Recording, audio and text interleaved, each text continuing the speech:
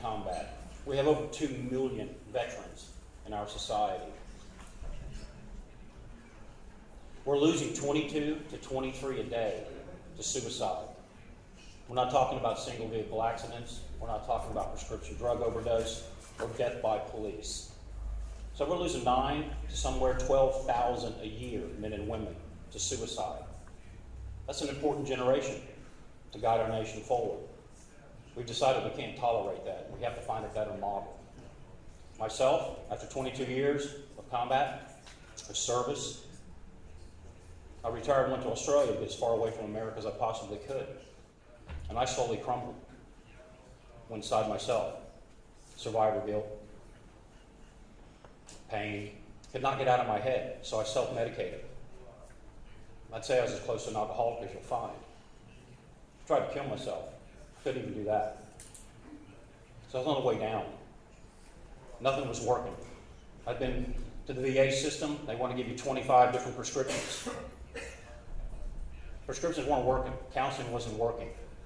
I couldn't sleep. I could go 5, 6, 7, 8, 9 days without rest.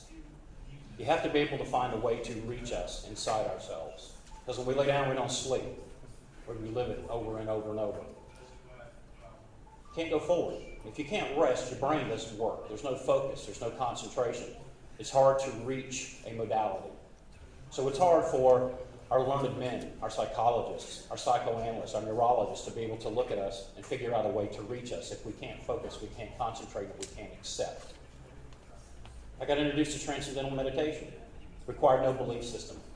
I didn't have to do anything. I found a very simple, innocent, natural, effortless technique whereby I could achieve deep rest, 20 minutes twice a day. And during that time, my mind gained coherence, clarity, and I slowly came back to myself. That provided me an opening to be able to walk a path back to healing again and experience post-traumatic growth. So currently I'm the executive director at Boulder Crest Retreat, which is the United States', I guess I would say, I like to call ourselves the premier Veterans Wellness and Retreat Center. And we look after our veterans. We provide ourselves a PATH program, Progressive Alternative Therapies for Healing Heroes. And what we found is the standard medical model does not address all of our needs. The first thing we have to be able to do is open ourselves up to be able to accept this. What we found was transcendental meditation allowed us to get the deep rest, to open our hearts and open our minds, to accept the other treatments that were required to help us to heal ourselves. So I would implore you in your country to look after your veterans. They're your nation's greatest resource. And thank you for wanting to come here to find ways to help them. It's just not the physical disabilities that are obvious to everyone. It's what's happening within them. This is where you have to be able to reach them. A lot of that is being able to help them transition back into their communities.